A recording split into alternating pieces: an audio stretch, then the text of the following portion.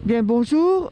D'abord, pouvez-vous vous présenter et nous dire pourquoi vous êtes ici, devant les bâtiments de Berton, à Agedmo?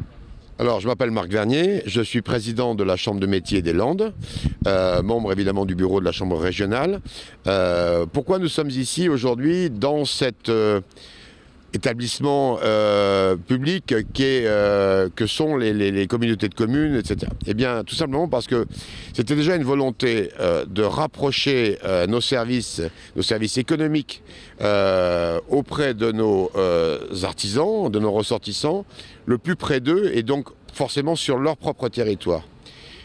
Notre réseau de chambres de métiers a été réorganisé avec, on va dire, tout ce qui est tuyau, c'est-à-dire tout ce que sont les fonctions support en région. Pour autant, ça doit conforter la proximité, au contraire, sur les territoires. Pas simplement au siège, pas simplement dans une ou deux agences sur le territoire, mais dans tout le territoire.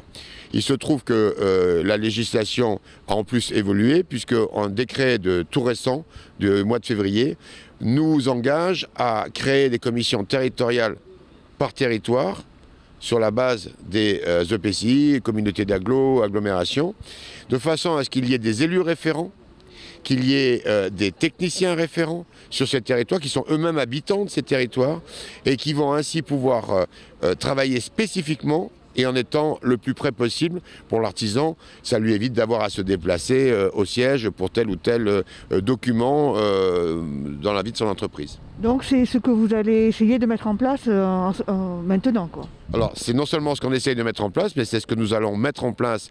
Nous avons déjà conventionné avec les 18 EPCI des Landes et nous sommes passés à la phase de conventionnement spécifique et d'installation sur les territoires. Nous avons déjà fait 3 visites depuis le mois de décembre et nous allons continuer ce programme jusqu'à ce que toutes les commissions territoriales soient ainsi installées. Il ne faut pas oublier que les agglomérations et communautés de communes ont aussi récupéré la compétence économique et c'était aussi un moyen de travailler auprès d'eux pour les assister, pour les aider aussi pour tout ce qui concerne l'artisanat. Quand vous dites aider, ça veut dire aussi des subventions? Ah, ça peut être beaucoup plus que ça. Évidemment, bon, l'aide n'est pas forcément que financière. L'ADN de la Chambre, c'est de représenter, assister, accompagner tous les artisans. Je vous rappelle que l'artisanat, c'est la première entreprise de France, donc économiquement, il y a un poids. Évidemment, un poids qu'on retrouve sur ces territoires comme ici. Ça peut être en effet d'aider les artisans à obtenir des prêts zéro, etc. ou de revendiquer pour eux, on l'a vu pendant la crise Covid, les aides qui sont nécessaires et l'adaptation de ces aides. Vis-à-vis des communautés d'agglo et des agglomérations, quand je disais aider, ça veut dire que nous pouvons, par exemple, et nous sommes experts en la matière, les aider en effet à constituer une zone artisanale, y compris toutes les démarches qui peuvent être nécessaires. Ça peut être aussi revitaliser un centre-bourg. Vous savez qu'il y a diverses campagnes auprès d'abord des grandes villes, puis maintenant des villes moyennes et demain des petites villes. Là aussi, notre expertise sur cette partie de la population, les artisans, les commerçants de bouche, qui évidemment du bâtiment, du service, de l'automobile, enfin et j'en passe. Nous pouvons donc aider en effet les communautés d'agglo et les agglomérations à monter ces dossiers et éventuellement aussi à obtenir les bons financements qui vont avec. Et donc, dans cette période un peu plus bien difficile en ce moment, est-ce que vous avez l'impression que vous êtes encore plus utile que vous l'avez été jusqu'à présent?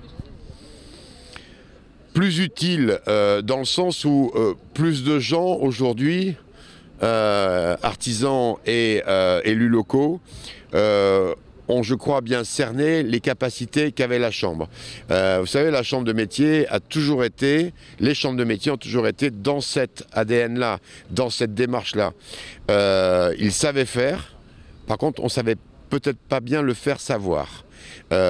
Disons que l'évolution, c'est qu'aujourd'hui, tout le monde est bien conscient de ce que nous pouvons. D'ailleurs, nous avons partout un accueil très favorable et ces conventions se signent les unes après les autres parce qu'on voit bien l'intérêt qu'il y a à travailler ensemble au profit des habitants du territoire et pour ce qui nous concerne, des habitants, artisans, commerçants de bouche, du bâtiment ou autre. Je vous remercie.